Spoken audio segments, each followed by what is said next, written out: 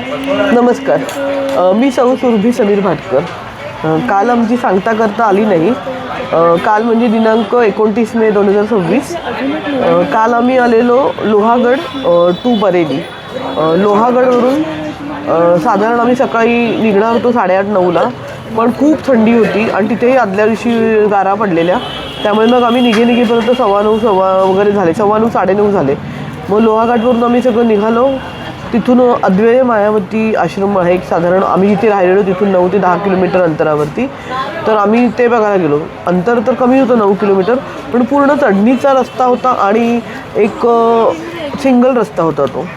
आम्ही ते आश्रम गेलो. आश्रमाचं महत्त्व असं होतं की तिथे स्वामी विवेकानंदांनी तेव्हाच्या काळी मेडिटेशनसाठी त्यांचं ते स्थान बनवलेलं होतं आणि त्यासाठी मग तिथे त्याला खूप महत्त्वपूर्ण होतं. तिथे फोटो वगैरे काढायला अलाउड नव्हतं, पण म्हणतात ना की काही गोष्टी आहेत त्या फक्त डोळ्यामध्ये साठवून घ्यायच्या असतात. त्या पद्धतीचं एक ते होतं.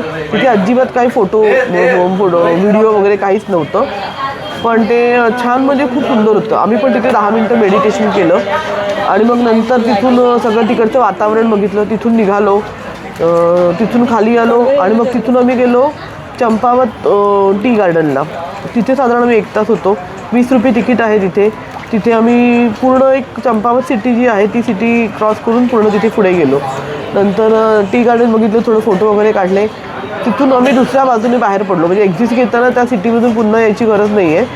तिथून आम्ही दुसऱ्या बाजूने बाहेर पडलो आणि मग आम्ही पुन्हा 2 ऑप्शन होते आमच्याकडे. एक बनबासा जी नेपाळ बॉर्डर आहे, नेपाळ बॉर्डर ॲक्च्युली तिथून 10 किलोमीटर आहे, पण ते आणि एक होतं आमच्याकडे क्रॉकोडाईल गार्डन. पण ते जर दोन्ही आम्ही करत राहिलो असतो तर आम्हाला बरेलीला पोचायला खूप उशीर झाला असता. आणि बरेलीमधले जे हॉटेल्स होते ते सगळे थोडेसे बायपास म्हणजे सिटीच्या आसपास होते, तर त्यामुळे तिथे जाताना ट्रॅफिक लागण्याची शक्यता होती. म्हणून मग आम्ही असं ठरवलं की क्रॉकोडाईल गार्डन एक स्किप केलं आम्ही आणि फक्त बनबासा नेपाळ बॉर्डर जी आहे ती जरा जवळ होती म्हणून आम्ही ती केली. एक साधारण 7-8 किलोमीटर आतमध्ये जाऊन पुन्हा बाहेर यायचं होतं. आम्ही ते केलं, ते बघितलं, पण मी गाडीतून उतरली नाही. समीर एकटे जाऊन फोटो काढून आले, कारण पलीकडे जायला एक पावती लागत होती एक विजिट, ती आमच्याकडे नव्हती आणि तेव्हा टायमिंगही नव्हता. टाईम त्याचं काहीतरी संध्याकाळी 5 वाजता ओपन होणार होतं ते, पण आम्हाला काही तेव्हा तिथे थांबायचं नव्हतं. मग समीरने थोडे फोटो वगैरे काढले आणि मग आम्ही तिथून निघालो पुढे बरेलीला.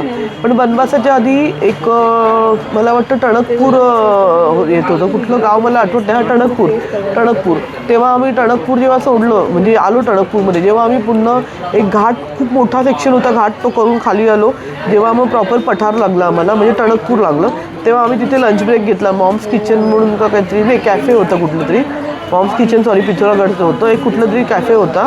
त्या कॅफेमध्ये आम्ही ते एक ब्रेक घेतला. साधारण पाऊण तासामध्ये आमचं सगळं जेवण झालं आणि त्याच्यानंतर तिथून निघाल्यावरती आम्ही बनवासा केलं आणि मग संध्याकाळी एक छोटासा रस्त्यातच टी ब्रेक घेऊन आम्ही साधारण 7:30 आम्ही बरेलीला हॉटेलमध्ये आमचे पोचलो. त्यानंतर तिथेच आम्ही थोडं फ्रेश वगैरे झालो. रात्री तिकडच्या रेस्टॉरंटमध्ये डिनर केलं आणि मग आराम केला. ही होती आमची दिनांक 29 मेची दिनचर्या. धन्यवाद. जय हिंद, जय महाराष्ट्र.